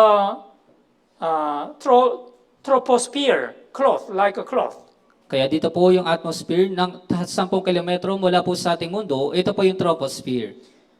Between 10 to 50 kilometers from the earth, it's like a ozone layer, like a canopy. At sa pagitan po ng 10 at 50 kilometro mula po sa ating mundo, ito po yung canopy. And beyond the atmosphere, we call this EM field like a swaddling band. At doon po sa itaas po ng atmosphere, ito po yung tinatawag na EM field. It means the earth is protected by the several layers. Ibig sabihin po nito, yung mundo po, ito po ay napoprotektahan ng ilang mga layers. If this kind of layers not exist, living creatures cannot be survived on the earth.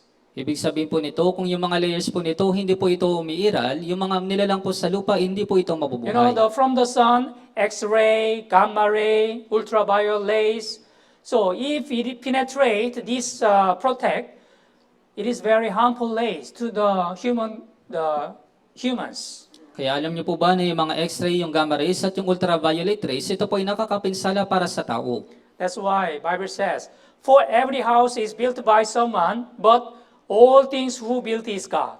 Kaya nga po sinasabi po ng Biblia, sapagkat ang bawat bahay ay may nagtayo, subalit ang nagtayo ng lahat ng mga bagay ay ang Diyos. Yeah, here, apartment, very high buildings and apartment, it is built by the man.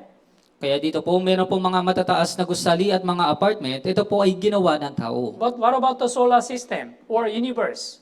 Ngunit paano naman po yung ating solar system o yung ating kalawakan? Bible says, in the beginning, God created the heavens and the earth. Sinasabi po ng Biblia, nang pasimula, nilikha ng Diyos ang langit at ang lupa.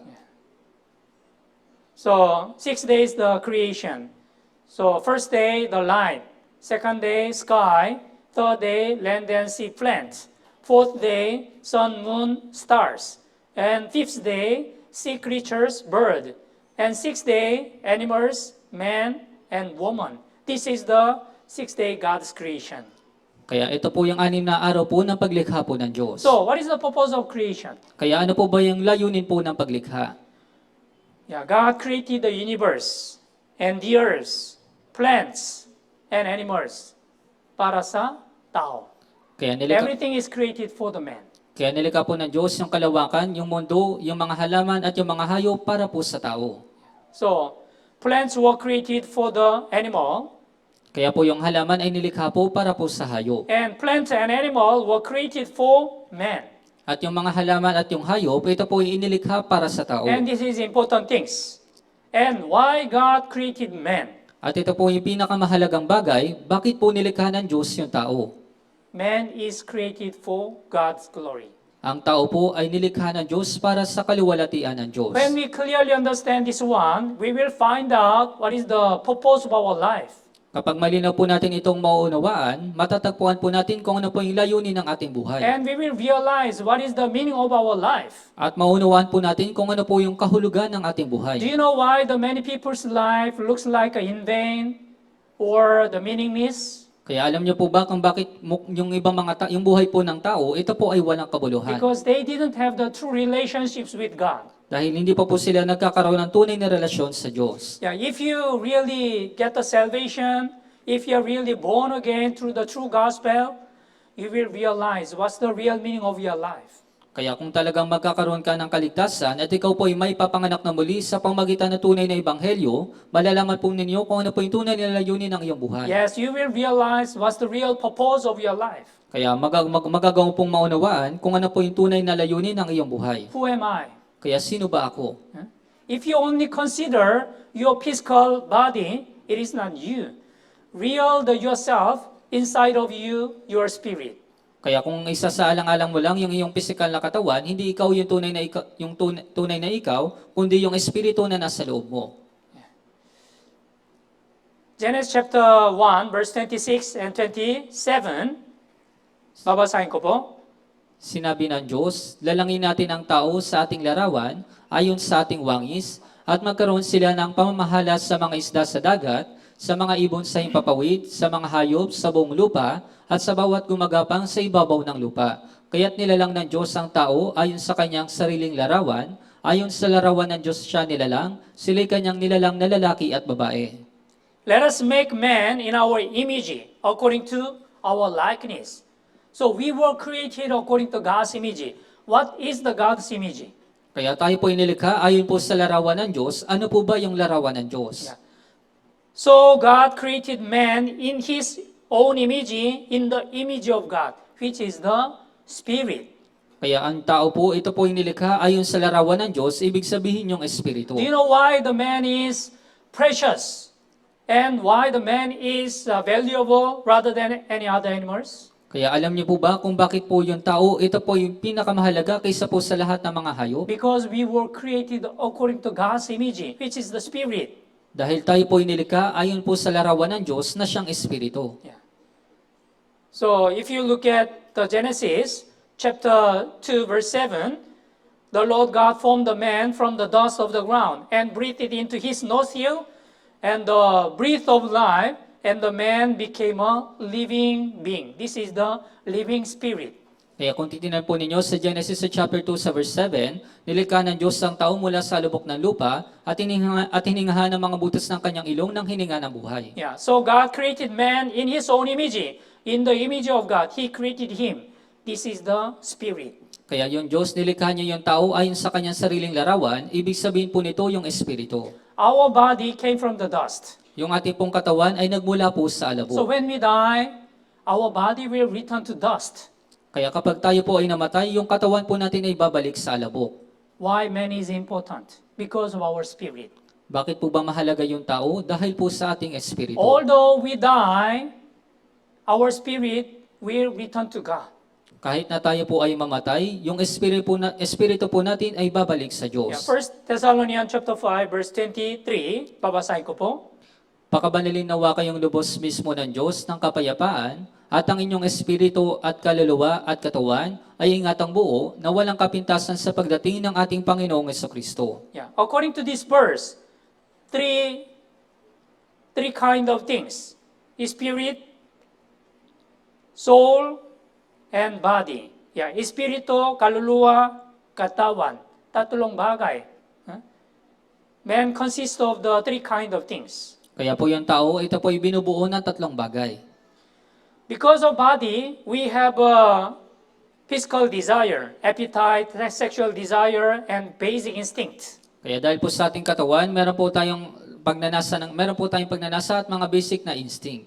Yeah, from your soul, you will have a knowledge, emotion, and will. At sa kaluluwa mo naman, meron itong kaalaman, emosyon at kalooban. And we also have a spiritual desire. At meron din po tayong spiritual na pagnanais. What is that? Religious mind. Ano po yun? Ito po yung relihiyosong isipan. What about? Have you ever seen any kind of the animal who can pray to God, who can worship God? Kaya paano naman po, nakakita na ba kayo ng mga hayop na nanalangin sa Diyos at sumasamba sa Diyos? No, there is no any animal who can worship God. Kaya wala pong anumang hayop yung sumasamba sa Because Diyos. they don't have the spirit. Dahil wala po silang espiritu. But in case of man, even though they are uneducated or uncivilized and they are living in the remote area, they are worshiping God. Ngunit sa kaso po ng tao, kahit na siya po ay namubuhay sa mga remote area o kaya na hindi siya edukado, siya ay merong espiritu. Because they have a religious mind. Dahil meron po siyang relihiyosong isipan. And also, every man has a conscience. At isa pa, yung tao, meron itong konsensya. Is there anyone who does not have the conscience? Kaya meron po ba sino man yung walang konsensya? Man has a conscience. So although there is no one, and if you are trying to commit sin secretly, you may feel guilty because of your conscience. Kaya kapag wala pong sino man, kaya pong wala pong sino man at gumagawa ka po ng kasalanan, nakakaramdam ka po ng guilty dahil po sa iyong konsensya. And also we have a desire to live forever. We call this eternity. At meron din po tayong espiritual na pagnanais na mabuhay po ng magpakailanman. Because spirit lives forever. Dahil yung ato pong espiritu ay mabubuhay magpakailanman. Yeah. Job chapter 19 verse 26. Basahin po natin ng sabay-sabay. 3:1. Pagkatapos na masira ng ganito ang aking balat, gayon may makikita ko ang Diyos sa aking laman. And after my skin has been destroyed, yet in my flesh I shall see God. Someday you will die, and then you will see God. You will meet God. Kaya balang araw, ikaw po ay mamamatay at makikita mo po yung Diyos. This is the book written by Dr. Raymond Moody. Yeah, he had an interview so many people who had experienced near-death experience. Kaya meron po ditong isang aklat na isulat po ito ni Dr. Raymond Moody at kanya pong in-interview yung maraming tao na nakaranas po ng near-death experience. Many people, they experience after death another life. We call this the nearby death experience. Kaya po marami pong tao, nakaranas po sila ng kanilang kamatayan at meron pong kabilang buhay, tinatawag po natin itong near-death Yeah, experience. death is not the end. After death, there will be another life. Kaya ang kamatayan po, hindi po ito yung katapusan. Pagkatapos po ng kamatayan, meron pong kabilang buhay. Look at this video clip.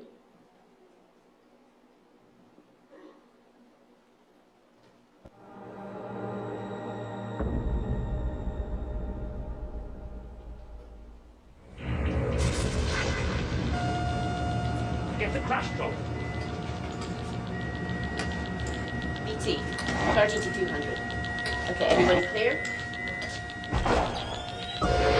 beliefs in life after death, or is it a trick of the mind? Well, with us now is Anne Walsh, who has a remarkable story to tell. When I died, I floated up the ceiling and then I went through this tunnel. You remember absolutely everything. You feel instantly all the effects that any action I had on another person. You just literally felt everything. And then came the realisation of, am I going back? And everything halted, and I said, I'm sorry, I can't stay. It was reminiscent of being in a dentist's office. And I remember the top of my head tingling, and I just sort of popped out of the top of my head. And I was then looking down at the body. I knew it was my body. Yeah. Her spirit came out from her body, and then spirit was looking down her dead body. Kaya po, yung kanya pong espiritu ay lumabas po mula sa kanyang katawan at yung espiritu po ay nakatingin dun po sa kanyang patay na katawan. But I didn't care. My vantage point was sort of sitting on the doctor's shoulder. I remember the instrument in his hand. In the process of my study, I went and interviewed Dr. Spetzler and looked at his operative report, and I found that what she saw from her out-of-body experience seemingly corresponded very accurately to what had actually occurred. She looked at the bone saw that was being used to cut open her skull. Vicki Norituk lives in Tacoma, Washington, and has been blind since birth. She claims that the only time she's ever seen herself was when she was dead. I was in a very terrible car accident, and I had a skull fracture and a concussion, neck injury, back injury, and leg injury, and I was dead for 4 minutes. As the medical team in the emergency room tried to revive Vicki, she was watching and listening to everything they said. I was up on the ceiling looking down at everything that was happening. I have had no idea what it was like to see, and at first it was foreign and weird and pretty scary. Dr. Jeff Long from Tacoma General Hospital is an expert in out-of-body research and believes Vicki's experience was a near-death experience. At the time, they're clinically dead. They're able to see and hear what's going on in their environment around them while they're not breathing and their heart is absolutely not beating. When I was up on the ceiling, I saw this body down there. I noticed that the hair was waist length like mine, and then I recognized my wedding ring, and I thought, that's my body down there. Some studies suggest that about 18% of people resuscitated after cardiac arrest have had near-death experiences. Yes, many people, they experience near-death experience. That means death is not the end. After death, there will be another life. Kaya marami pong tao, naranasan po nila yung near-death experience. Ibig sabihin po nito, pagkatapos po ng kamatayan, meron pong panibagong buhay. Our body came from the dust.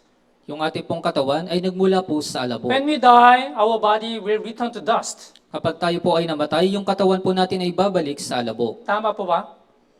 So, what about your spirit? Kaya paano naman yung espiritu mo? Your spirit came from God. Yung espiritu mo ay nagmula sa Diyos. And after death, your spirit also will return to God. At pagkatapos ng kamatayan, yung espiritu mo ay babalik sa Diyos. But should remember, death is not the end. After death, there will be the God's judgment. Ngunit dapat po nating tandaan na pagkatapos po ng kamatayan, meron pong paghuhukom ng Diyos. Hebrews chapter 9, verse 27, basahin po natin ng sabay-sabay. 3:1, Yamang itinakda sa mga tao ang mamatay na minsan, at pagkatapos nito ay ang paghuhukom. Yes, we should bear in mind, this is important. And as it is appointed for a man to die once, everybody shall die once. But death is not the end. After death, there will be the God's judgment. Kaya lahat po ng mga tao, sila po ay mamamatay ng minsan, ngunit pagkatapos po ng kamatayan, meron pong paghuhukom. I'd like to ask you, are you ready to stand before God's judgment? Kaya nais ko po kayong tanungin, handa ka na ba na tumayo sa paghuhukom ng Diyos? Yeah, according to God's judgment, if you have a sin, you shall be judged and then you will enter the eternal hell. You shall be cast into the lake of hellfire. Kaya ayon po sa paghuhukom ng Diyos, kapag meron ka pong kasalanan, ikaw po itatapon doon sa lawa ng apoy ng impyerno. According to this judgment, your eternal destiny will be decided.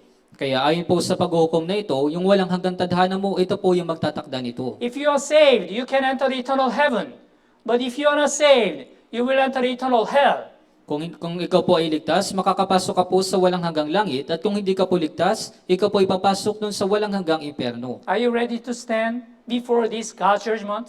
Kaya handa ka na ba na tumayo sa harapan nitong paghuhukom ng Diyos? Do you really have a confidence to enter eternal heaven although you die tonight? Talaga bang meron kang katiyakan na makakapunta ka sa langit kahit mamatay ka ngayong gabi? If you don't have the confidence, you must solve this problem through this Bible seminar. Kung wala ka pong katiyakan dito, kailangan mo pong malutas ito pong espiritual na problema sa pamagitan po nitong Bible Seminar. Before we were born, we were in mother's womb for 9 months. Nung bago po tayo ipinanganak, tayo po ay nasa sinupupunan ng ating ina sa loob po ng 9 na So buwan. this 9 months is the period to prepare for our physical life 70 or 8 years. Kaya ito pong 9 na buwan na ito po yung paghahanda, ito po yung panahon ng paghahanda para po sa ating pisikal na buhay. Now we are living in this world for 70 or 8 years. Ngayon, tayo po ay nabubuhay dito po sa mundo ng 70 o 80 years. So what should we prepare while we are living in this world? Kaya ano po yung dapat po nating paghandaan habang tayo po ay nabubuhay dito sa mundo? You must be prepared to stand before God's judgment. Dapat ka pong maging handa sa pagtayo mo sa harapan ng paghuhukom ng Diyos. Because if you are not saved, you will go to the eternal hell. Dahil kung hindi ka po ligtas, ikaw po ipupunta doon sa walang hanggang impyerno. Saan gusto niyo pupunta? Sa langit o sa langit? Sa langit o sa impyerno? Sa langit. Yeah. Everybody want to enter eternal heaven. Kaya karamihan po sa mga tao ay gustong makapunta sa langit. But if you are not really saved through the true gospel, you cannot enter the heaven. Ngunit kung hindi ka po talagang naligtas, sa pamagitan po ng tunay na ebanghelyo, hindi ka po makakapunta doon sa langit. If you die with the sin, you will go to the eternal hell. Kung ikaw po ay mamamatay ng mayroong kasalanan, ikaw po ipapasok doon sa walang hanggang impyerno. That's why this Bible seminar is very important to solve your spiritual problem. Kaya nga po, ito pong Bible Seminar ay napakahalaga para malutas po yung spiritual mong problema. We have finished only the first session, first day of the Bible seminar. Kaya natapos na po natin yung unang session po, yung unang araw ng ating Bible Seminar. This Bible seminar is like a series. It will be connected from day 1 to day 5 continuously. Kaya ito pong Bible Seminar ay gaya po ng series. Ito po ay konektado mula po unang araw hanggang ikalimang araw. Tomorrow, we are going to study more important things. So many evidences. Bukas po mas pag-aaralan po natin yung mas mahalagang bagay, yung maraming ebidensya. So I really pray all the newcomers who are attending today, please attend tomorrow again. Kaya ako po ay talagang nananalangin na lahat po ng mga baguhan na dumalo ngayon, kayo po ay muling dadalo bukas. Will you attend Bible seminar tomorrow again? Dadalo po ba ulit kayo bukas sa Bible Seminar? Promise kayo? Okay, salamat po. Let's all pray. Tayo pong lahat po ay manalangin. Holy and gracious our Heavenly Father God, thank you for giving us this wonderful chance to listen to your word. Banal at mapagbiyaya naming Amang Diyos, maraming salamat po sa pagbibigay po sa amin ng pagkakataon para makapakinig po ng iyong salita. Lord, there are many newcomers who are listening to this Bible seminar. Panginoon, marami po mga baguhan yung nakikinig po ngayon dito po sa Bible Seminar. Please help them to attend this Bible seminar continuously until the last day. Pakiusap, tulungan niyo po sila na dumalo po dito po sa Bible Seminar ng patuloy hanggang sa huling araw. While they are returning to their home, please take care of him, please take care of them, and also please protect them. Sa kanila pong pagbalik sa kanila pong mga bahay, pakiusap, ingatan niyo po sila at protektahan niyo po sila. Please help us to attend this Bible seminar tomorrow again. Pakiusap, tulungan niyo po kami na muli po kami makadalo bukas dito po sa Bible Seminar. In the name of our Lord Jesus Christ, we pray. Ito po yung aming dinadalangin sa pangalan po ng Panginoong Jesucristo. Amen. Amen. Okay, salamat po.